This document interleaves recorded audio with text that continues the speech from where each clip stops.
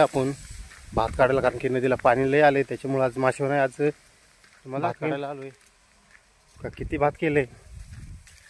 आज सकाळ सकाळ आलोय भात काढायला. बाकीची माणसं गेले पुढं, तुम्हाला दाखवीन.